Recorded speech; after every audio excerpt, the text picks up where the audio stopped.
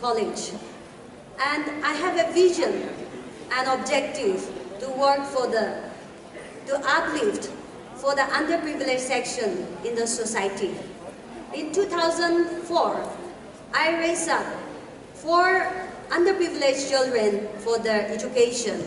They all finished their studies successfully and now they're all self-employed. In 2005, again, I got the inspiration to set up senior citizens' home for the destitute and childless senior citizens who are living in miserable condition. With so many oppositions from my state and without any government support or well-wishers, voluntarily we took up this challenge to set up senior citizens' home to take care of the poor senior citizens and those who have nobody, no family to look after them. And thankfully, many senior citizens could come with multiple of sickness and diseases, and they lived in dignity and peace, and they have finished their journey peacefully. And in 2021, we have started another senior citizens home in another district to expand our project and to help more senior citizens who are in need. And thankfully, we could provide healthcare and love and dignity to many of our senior citizens. More than hundreds could come and receive our love and care, and many have passed away. But still we have 30 senior citizens in our home, and we are taking care of them as our own parents and grandparents.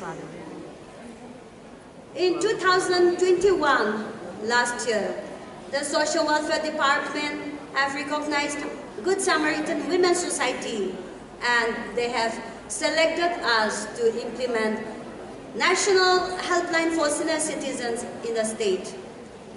We reluctantly accepted, and we set up Senior Citizens Helpline.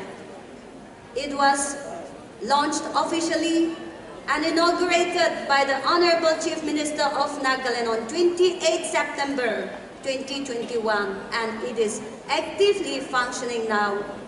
Today, I want to tell you, and also taking this privilege and opportunity to advertise Senior Citizens Helpline, Elder Line 14567 to all of you who are here, to call and to get information, guidance, emotional support, and field intervention for rescue and elderly abuse.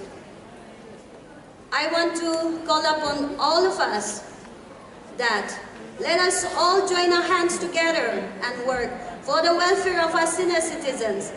Because of them, we are living today. And I recollect my parents who raised me up with sacrifice for me, that because of the love and the sacrifices, today I'm standing here and I am what I am today because of their love.